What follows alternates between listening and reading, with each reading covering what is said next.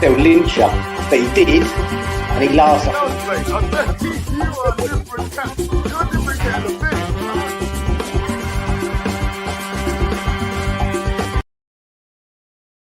Yes, everybody, Russell West Ham Network. Hope you're safe and well. Happy Friday. We've done another week. Congratulations. Pat yourself on the back. Now, in terms of today's daily, it's all going to be about just giving updates on departures. We've said the last couple of days, a couple of players leaving or maybe leaving or the latest. And Anton did a little bit of an update yesterday. So I thought I'd do a fuller update of everything, including the guys that Anton mentioned yesterday evening, in case you missed it. So let's start with that one. Let's start with those two. Start with Aaron Cresswell. So we are led to believe that the deal for Aaron Cresswell to move to Wolves is now off, is now been called off. Now, if you look, I know there's a lot of discontent about West Ham in terms of how we're run at the moment. Check out Wolves at the moment; they are absolutely, their fan base is apoplectic, which is a very long word. But apparently the deal is off. I mean, Wolves have been selling Ruben Neves, they've sold Jimenez, they've sold Collins, they've sold, probably near like 70-80 million pounds of a player at least, I think. And they can't apparently afford the 5 million for Aaron Cresswell. So the deal is off. Now, I think the deal is off for the time being. Now, obviously, there's two ways you look at it. One is they can't afford it, and so the deal is off. But maybe the replacement we're looking to bring in isn't ready yet, or we're not able to progress that. Obviously, it'll be linked to the likes of Rennes, Adrien Truffet, as well as several others, particularly sort of League R left backs, young League R left backs. Obviously, we play Stade Rennes tomorrow as well. So I could see if we do get someone in, then Cresswell could go. But at the moment, that deal is off. Another deal which is off is Antonio's deal to the Saudi Pro League side El Fatiak, obviously managed by Steven Gerrard. They just signed Jordan Henderson, but also, as we reported yesterday, they have signed Moussa Dembele, the winker from on a free transfer, the former Lyon and Celtic striker. So for me, that curtails a reason why and Antonio's off to the Saudi League. That's not saying it might not happen for another club, but for El Fatiha Cat, it's not going to work. It's not going to work for them. And again, there's two ways you can look at it. One is it's off, but the other way is, does that potentially give some validity or give some extra weight behind potentially Gianluca Scamacca going?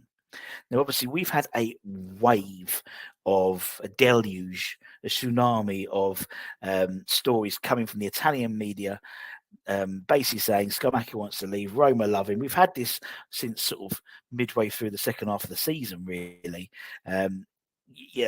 Mourinho likes him. He's top, particularly when Tammy Abrahams did his ACL, even more so it ramped up. He's going to go out, he's coming, we want to buy him, or we can't afford to buy him. We're going to get him on loan now.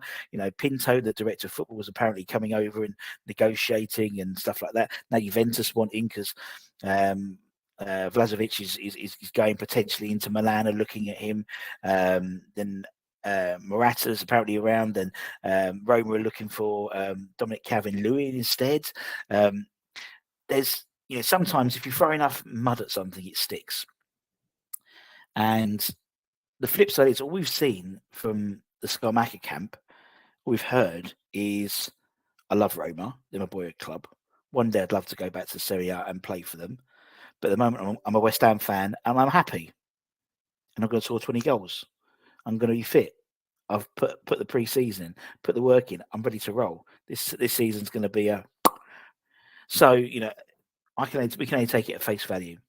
I generally think there is a plot by the Italian media, and maybe it's orchestrated by maybe Roma, to unsettle Scamacca. That's the way I see it. No doubt he probably want to go back to Italy because it's his homeland. Of course he would. But I think also, the fact is when he changed management, he changed from, I think it's First Sport, I think they're called, who were predominantly Serie A agencies, to the CAA Stella, who are also the same agents as someone like JWP, for example. So they tend to be more Premier League and Bundesliga representative players. So maybe that might just give you a little bit more understanding of where his loyalties lie. I don't know. We don't know. But the fact with Antonio, if he's not going anywhere, the pecking order is the same as it started last season. Potentially, might not be, but potentially. And with the club putting so much weight behind Divine and Barmer, saying he's one of the only guys in the under-21 squad who isn't going to be available for loan. He's front and centre for all the marketing for the away kit. I'm just putting 2 and 2 together. That's all I'm doing. But I don't want him to go at all. So we'll see what happens. Another player I don't want to see go is our little El Cockney, Elbow, Pablo Fornals. Now, the reports are that Pellegrini, former manager of West Ham and current manager of Real Betis, is high. He's high on his wish list this season. Yes, they did sign Isco, I believe, on free. Someone mentioned in the comments the other day. But him and Giovanni Lo Celso, the Tottenham man, are both high up on the list. We know Pellegrini brought Fornals to West Ham from Villarreal for around 25, 26 million pounds. So he's always been keen on him. Pablo's now 27. We all want him to play the middle, but we know that Moyes sticks him out on the left-hand side. We all would love to see him play a lot more games as a fan base. But the trouble is we don't pick the team, do we, unfortunately? With the potential signing of Carlos Borges coming in, to me, that's the left-hand side sorted. So where does that leave Pablo Fornals? Will Moyes play more centrally? Who knows? If he doesn't play more centrally, he needs to go get first team football. Let's be honest, he does. He's 27. It's a European Championship year as well, so potentially it could be the last time he plays. He has the opportunity to play for a Spanish side in an international tournament, maybe. So he wants game time, and he knows if he goes to Real Betis, he'll get game time. We don't want him to see him go. I think it'd be a tragedy if he goes, but we're realistic at the same time as well, isn't it? One person apparently also on the radar of another club is our midfielder Thomas Souček. We mentioned yesterday that according to a Turkish media site, Galatasaray are looking at Thomas Souček as well as James Ward-Prowse on their midfield wish list. So they could have a role to play in terms of our transfer activity. Going for either men will make an interesting scrabble for who we're going to bring in instead. I can't see it happening. I think it's the wages is going to be an issue. That's the issue at the moment with West Ham and them in terms of the Thomas Souček camp. He's on about 60, 70,000 apparently a week. He wants a new contract of around 100,000. West Ham don't offer it to him. And so they're a bit like a standstill. So he's on 2 years left in his contract, I think, and he could well leave at the end, at the end of his contract for free, potentially. But maybe, or a cheaper deal with 1 year left. Speaking of a cheaper deal, 1 year left, a number, according to Team Talk, West Ham's 30-year-old fullback, Vladimir Coufal, is being monitored by a number of Premier League clubs as he enters in the final year of his contract.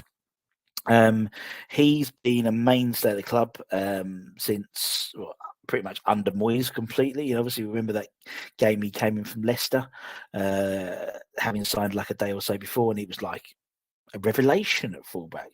We haven't had a decent fullback after him since maybe Shemel, potentially. But apparently, with the fact that Coufal is entering the last year of his contract, a number of Premier League clubs are keeping an eye on developments, whether he's offered. Obviously, he got the extension to the contract, and they're just. A lot of people are keeping an eye out on him because obviously it may be a cut price deal to get him to get some money out of West Ham for West Ham to sell him potentially. Again, I don't want to see him go. It is the only opportunity, if because it's his final year of his contract. It is an opportunity to cash in, a bit like what we did with Aaron Cresswell. But I think we're very light at the moment at fullback. Again, it depends. And obviously, we mentioned yesterday a couple of shows about Emil Holm under the Hammers from Spieza, who apparently us and Brighton are both interested in. So, someone like him comes in, they could probably get some money back off Vlad potentially. And then you've still got Tilo Kehrer maybe. Ben Johnson, we're very light, I think that. So the fullback scenario, we've always been light in, I say, for the last, well, definitely sort of the night since Aaron Cresswell's come in. I think either side we sort of chopped and changed. Vlad relatively a mainstay the last 3 or 4 seasons, but or 2 or 3 seasons. But I just think that it's an area which probably at the moment isn't a priority, but if he goes, it will become a priority very, very quickly. I think midfield is basically the area that has this big, massive, he who should not be named hole, which hasn't been filled just yet. And that's it, my friends. We'll have Hammers headlines later on. For any breaking news, we'll also bring it to you as soon as possible. Maybe we might even get Carlos Borges. Who knows? I don't think so. Not tonight. Anyway, take care, stay safe, stay warm, stay humble, enjoy your weekend. I'll be back for Hammers headlines later.